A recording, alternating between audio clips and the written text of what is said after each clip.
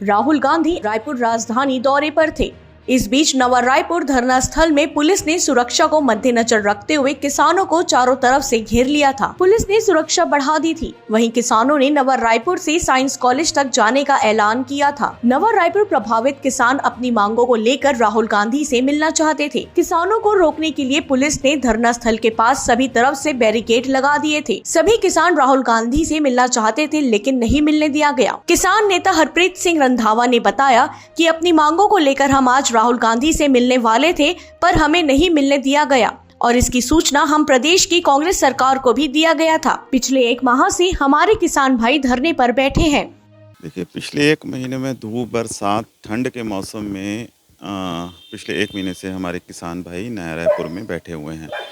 देखिए, उनकी मांगों को बीजेपी सरकार ने भी अनदेखी की थी और कांग्रेस सरकार ने ये कहा था कि हमारी सरकार आने पे आपकी सभी मांगें पूरी कर दी जाएंगी।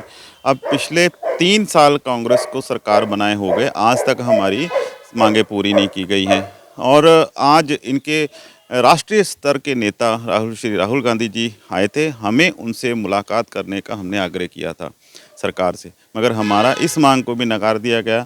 फिर हमने इनसे ये कहा था कि हम अगर आप हमें मिलने नहीं देंगे तो हम जबरन वहाँ पे पहुँच के हम प्रदर्शन करेंगे और अपनी मांग राहुल गांधी जी के सामने रखेंगे। मगर सरकार द्वारा हमारे सभी भाइयों को रोका गया और जबरन हमें जेल में दाखिल करके हमको 2 घंटे बंदी बना के फिर उसके बाद छोड़ा गया है। देखिए, ये मांग ऐसी है कि जैसे दिल्ली में हमारा 1 साल आंदोलन चला था, वह भी किसान थे। आज छत्तीसगढ़ के किसान यहाँ बैठे हैं।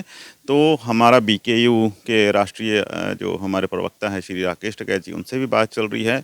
अगर उनका समर्थन भी हमें प्राप्त हो जाएगा तो ये भी आंदोलन उसी स्तर पे चलेगा और उसी तरह से उग्र हो करके जैसे हमने भारत सरकार को औंधे मुँह गिराया था और उनको झुकाया था, वैसा ही ये आंदोलन होगा और हमें हमारी मांगों का पूरा भरोसा है कि सरकार को मानना पड़ेगा।